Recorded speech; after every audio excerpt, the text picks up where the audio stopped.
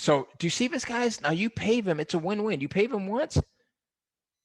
You own the content. You own the byline, right? You own the resale rights. You own the copyrights, and you can sell it over and over and over again. Okay. So here's someone that's in Westchester, New York, 100 bucks, right? So do you guys see that? Now, here's the thing. I want you to go in and type in, someone else says this from, Tiffany says she's from Stanford. I want you to type in outsourcing. And here's the reason why, because I want to make sure that everyone understands this. Now, take a look at this listing here. I'm going to go back really quickly while you guys are typing that in.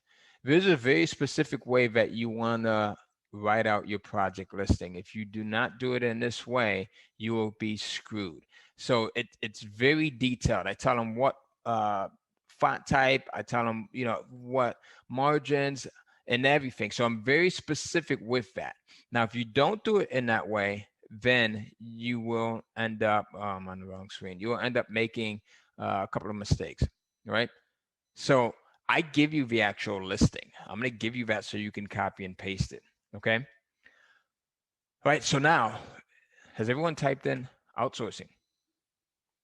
If you are an author, you should be typing in outsourcing.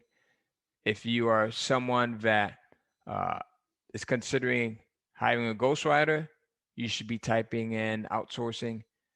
If you are someone that's planning on speaking it and then having your content transcribed, as I spoke about in the second option of getting your content created, you should be typing in outsourcing. Now, why do you think I'm asking you to type in the word outsource? Why is that? Because in order to make a lot of money, to create passive recurring streams of income, to have multiple streams of income coming in, you have to understand the importance of leveraging someone else's time and someone else's skill. It's what all of the big name writers do. I don't care who your favorite writer is. At some point, once they hit a certain level, they are going to embrace outsourcing.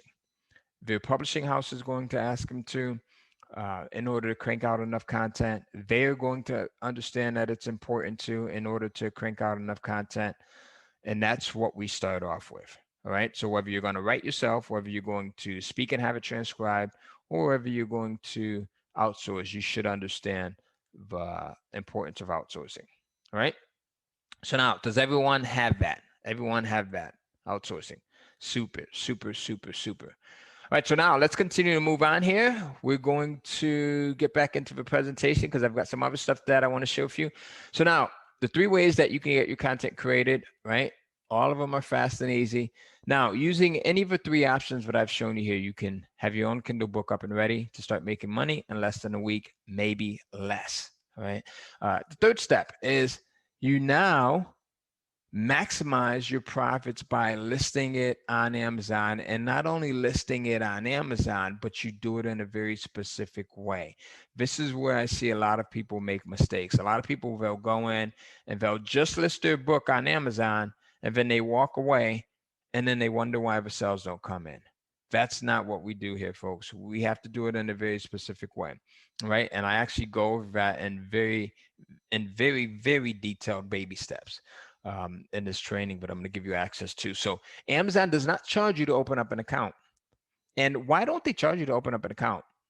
The reason why is because they want to have as much content as possible. And they know that if they make it available for as many people as possible globally, and they don't put any barriers in place like charging, then they can get as much content as possible from really skilled sources, really credible sources.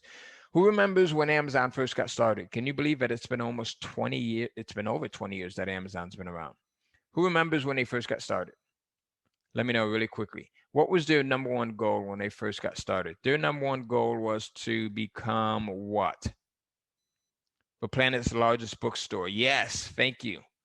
All right. Michelle says, number 1 bookseller says Carlton. Yep, absolutely. And they figured out the way that they can do this is 2 ways. Number 1, they have to get into the digital market. So they kind of pioneered that and made it the norm. And the second thing is they said they have to